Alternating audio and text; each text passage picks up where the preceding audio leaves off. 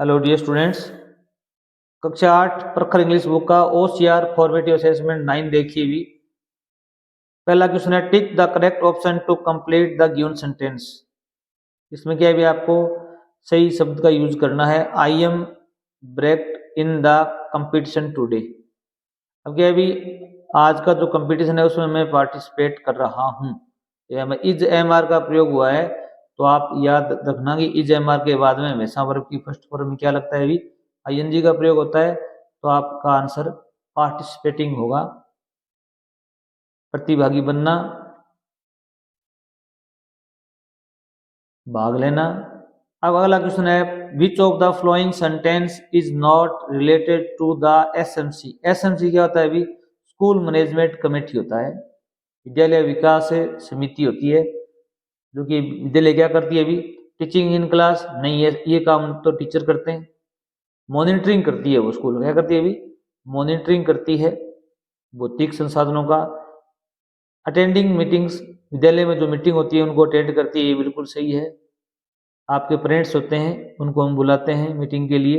Management करती है वो, चाहे भी कोई भी विद्यालय में कमी हो, कोई भी मैनेजमेंट हो उसको काम करती है। तो आप यहाँ पर लिखेंगे ये काम वो नहीं करती है, टीचिंग इन द क्लास ये टीचर करते हैं। क्वेश्चन नंबर 3 देखिए भी which of the following conjunction will complete the sentence. आपको कंजक्शन यूज करना है।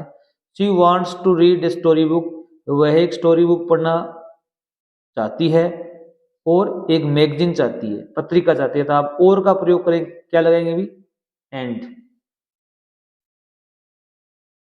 वो दोनों चाहती है, स्टोरी बुक भी चाहती है मैगजीन भी चाहती है, तो एंड का प्रयोग होगा। Which question word will complete the sentence. अब यहाँ पर आपको क्वेश्चन वर्ड का प्रयोग करना है। Do you want to me to keep your bag. How many तो इसमें आएगा नहीं कि हाउ मेनी के बाद में क्या आना चाहिए था, यहाँ पर कोई नाउन आनी चाहिए थी, और नाउन भी क्या है अभी बहुवचन आनी चाहिए थी, ये तो आएगा नहीं। वेयर का मतलब होता है कोई स्थान पूछा जाता है। व्हाट हु के बाद में हु से जो क्वेश्चन बनेगा कौन पूछा जाएगा। अब यहाँ पर व्हाट आएगा, what do you want me to keep your bag, इसमें व्हाट आपका आंसर सही होगा। क्वेश्चन नंबर 5 देखिए fill in the blank with the correct verb. आपको यहाँ पर वर्ब यूज करनी है सही तरीके से। 10th का क्वेश्चन है Mukesh to Bikaner yesterday.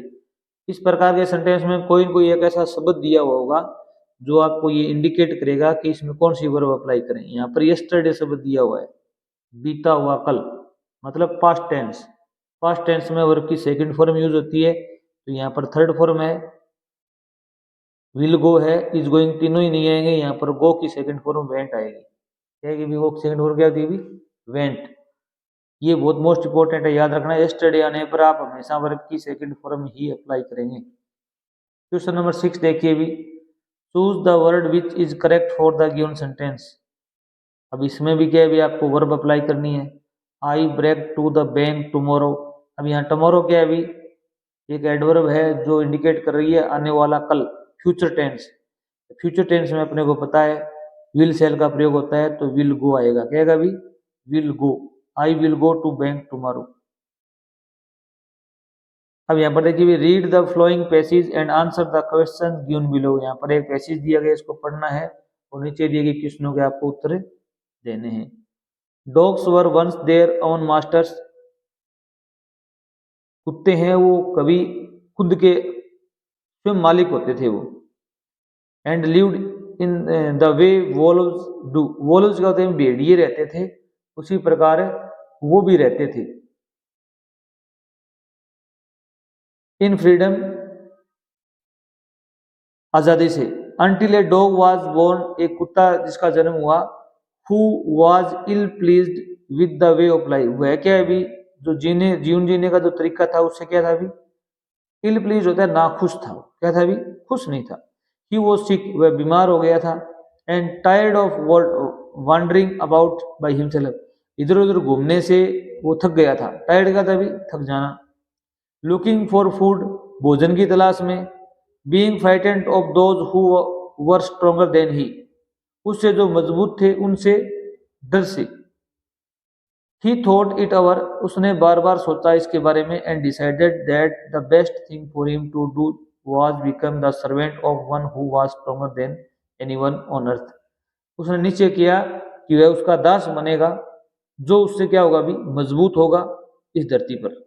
And he set out होता है चल पड़ना to find such a master, ऐसे मालिक की तलाश के लिए वह चल पड़ा।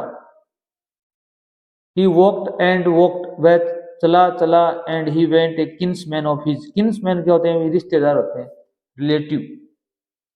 उसका एक रिश्तेदार मिला, वो क्या था, भी एक भेड़िया था। Who was as strong as he was fierce, वो जितना भयंकर था, डरावना था, उतना ही वो मजबूत भी था। Where are you going dog, तुम कहाँ जा रहे हो, कुत्ते से बात हुई। The wolf asked, भेड़िए ने पूछा। ये बात किसने पूछी थी, भी कहाँ जा रहे हो, भेड़िए ने पूछी। I am looking for someone, उसने उत्तर दिया कि मैं किसी की तलाश कर रहा हूँ।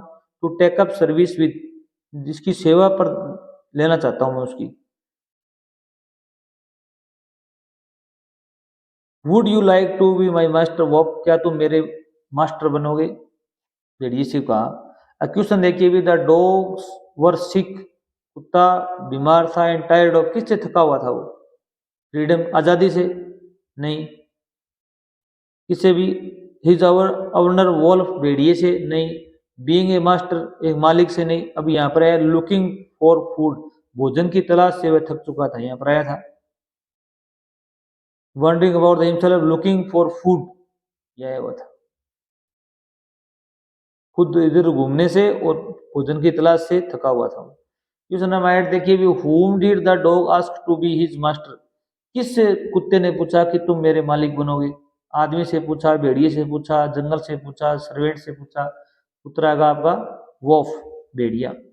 वॉफ का प्लूरल क्या होता है भी, एफ को हटाकर वी ई एस लगाने से किसका क्या बनता है भी, बहुवचन बनता है। तो यहाँ पर वॉल्व्स आया था पहले। क्वेश्चन नंबर 9 देखिए भी आप, the word sick in the passage would mean the same as, sick माने होता है बीमार, तो यहाँ पर फ्राइटन डरा हुआ, स्ट्रॉन्ग मजबूत, इल बीमार होता है, तो यहाँ पर इल आपका आंसर हो जाएगा।